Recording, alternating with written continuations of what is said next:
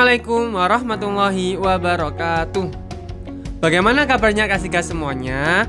Semoga di semester 2 ini kelas 3 lebih semangat belajarnya, ditingkatkan lagi belajarnya, dan juga jaga kesehatan. Bertemu kembali dengan Pak Miftah.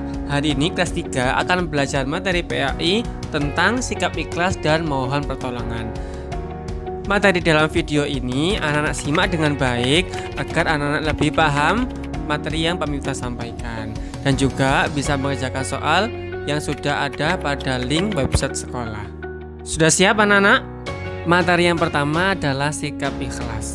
Sebelum kita mempelajari sikap ikhlas, kita terlebih dahulu mempelajari pengertian dari niat. Niat adalah kesengajaan kita dalam melakukan sesuatu pekerjaan.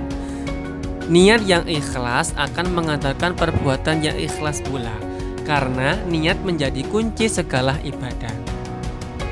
Sedangkan pengertian ikhlas adalah berbuat baik tanpa pamrih atau tanpa meminta imbalan, melainkan hanya mengharapkan ridhonya Allah SWT.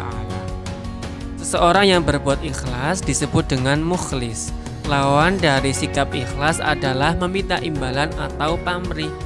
Pamrih artinya melakukan suatu perbuatan atau ibadah karena mencari penghargaan atau pengakuan dari manusia, atau ketika melakukan sesuatu bukan karena mengharapkan ridhonya Allah SWT. Salah satu contoh sikap ikhlas adalah misalkan ketika kita ingin bersedekah ke kotak infak di dalam masjid, maka fokus pikiran kita hanyalah bagaimana agar uang yang kita sedekahkan bisa diterima oleh Allah SWT dan juga bermanfaat kepada orang lain, bukan berharap dipuji atau disanjung oleh orang lain. Ciri-ciri sikap ikhlas antara lain: yang pertama, tidak suka dipuji; yang kedua, tidak berambisi sebagai pemimpin; yang ketiga, selalu mendengarkan nasihat orang lain; yang keempat, melupakan amal baik; yang kelima, tidak terpengaruh atau termakan pujian dari orang lain; yang keenam, tidak pernah mengungkit-ungkit kembali kebaikan yang sudah pernah dia lakukan; dan yang terakhir, hanya mengharapkan ridhonya Allah SWT. Materi yang kedua adalah mohon pertolongan. Allah SWT sebagai satu-satunya tujuan dalam beribadah. Hanya kepada Allah kita memohon pertolongan. Allah melarang kita untuk memohon pertolongan kepada selain Allah. Memohon pertolongan kepada Allah dengan cara berdoa. Berdoa dilakukan setiap hari, kapanpun dan dimanapun. Seseorang yang memohon pertolongan kepada selain Allah ketika menghadapi masalah, maka dia mendapatkan dosa dan termasuk perbuatan syirik sebab menyekutukan Allah. Seseorang yang berbuat syirik, maka di akhirat nanti akan mendapatkan siksa yang sangat pedih. Maka kita harus menghindari dari perbuatan syirik tersebut.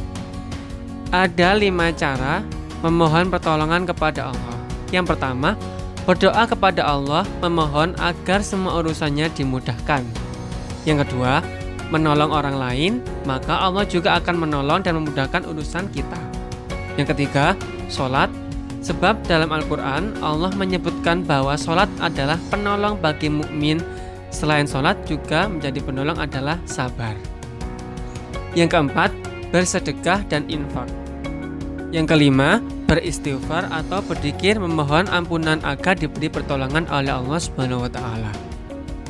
Pak Miftah akhiri video pembelajaran ini. Semoga anak-anak lebih mudah memahami dalam video pembelajaran ini. Dan jangan lupa anak-anak mengerjakan soal yang sudah ada pada link website sekolah. Terima kasih. Wassalamualaikum warahmatullahi wabarakatuh.